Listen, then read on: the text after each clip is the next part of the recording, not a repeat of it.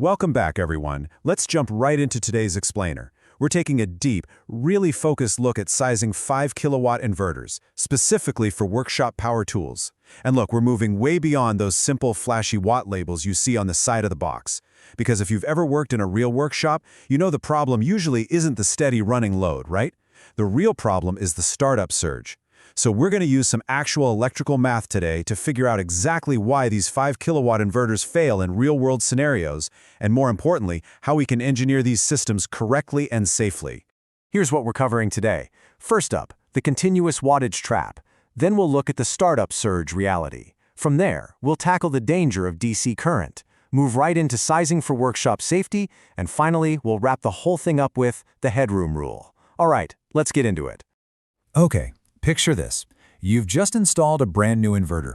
It proudly claims 5,000 watts of continuous power. Awesome, right? You fire up your table saw, you start pushing a nice thick piece of oak right through the blade, and suddenly, bam, everything goes dark. The inverter just shuts down. So what gives? Why does an inverter that looks perfectly capable on paper just inexplicably die right in the middle of a cut? Well, to answer that, we really have to look under the hood at what's actually happening electrically. Section 1. The continuous wattage trap, and why those surface-level labels are basically an illusion. You see, most surface-level explanations just stop at that simple continuous rating, like, say, a circular saw running steadily at 1,500 watts. Now, a 5 kW inverter, it can handle that all day long, no sweat. But on the flip side, we have this hidden reality, which is the surge watts. During that initial startup phase, the power demand isn't 1,500 watts at all. It's a massive 4,500 watt spike. If you're only planning your system around that steady, smooth running load, man, you are walking straight into a trap that will instantly overload a naive setup. So what's actually driving this? It all comes down to something called inductive loads. See, workshop tools, things like your circular saws, table saws, compressors, dust collectors, they all rely on electric motors. And electric motors just do not behave like simple resistive loads. They aren't space heaters or light bulbs.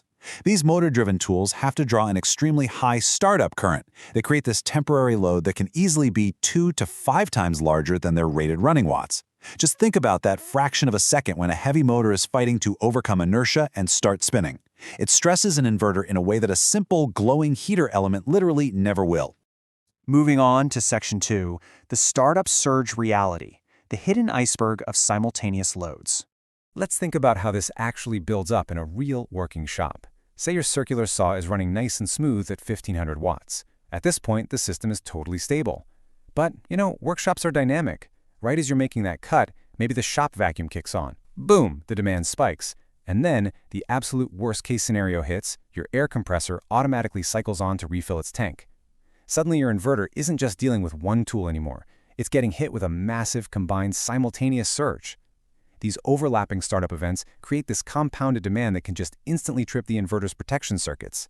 You're not just adding running watts together here, you're stacking these massive, violent, transient spikes.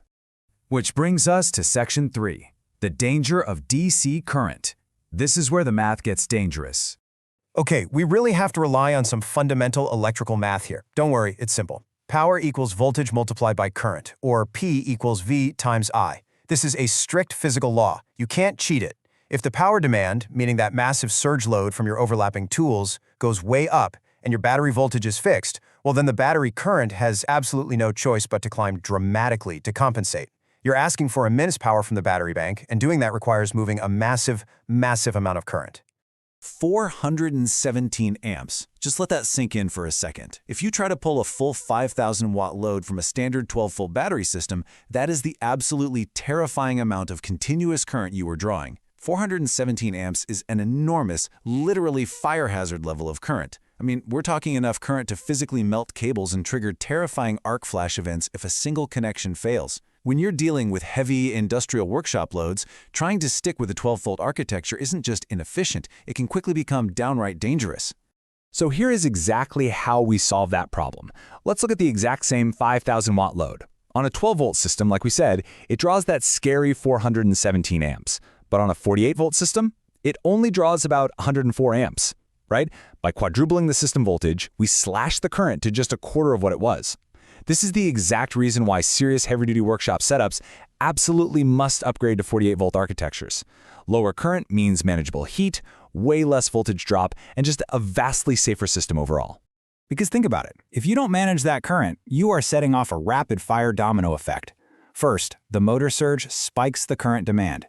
That sudden, incredibly heavy draw causes the battery voltage to sag. When the voltage sags, those undersized cables struggle and they start to heat up, which actually creates even more resistance.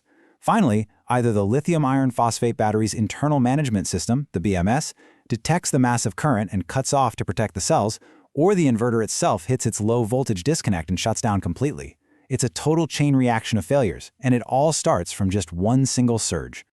All right, Section 4. Sizing for workshop safety. The engineering fixes we absolutely must apply. Look, high-current DC systems are incredibly unforgiving. That is exactly why these safety protocols are just non-negotiable.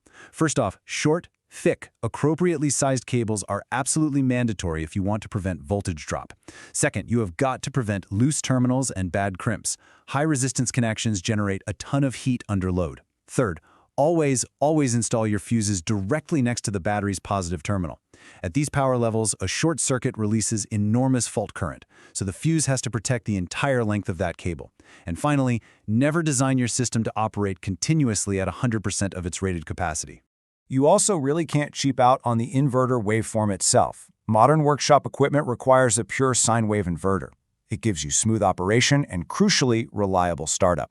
If you try to run heavy inductive motors on one of those cheaper modified sine wave inverters, man, you are just asking for trouble.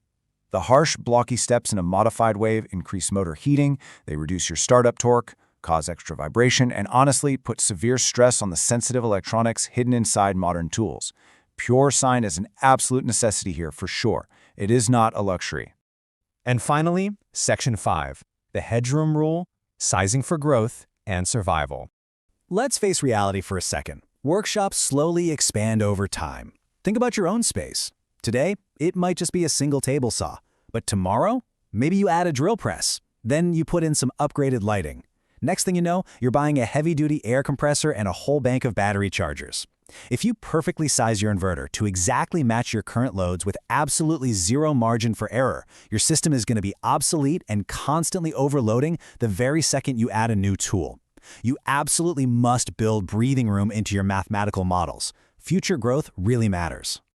So, bringing it all together, here is your concrete sizing protocol. You might actually want to save this checklist for later. Number 1, calculate your continuous running loads.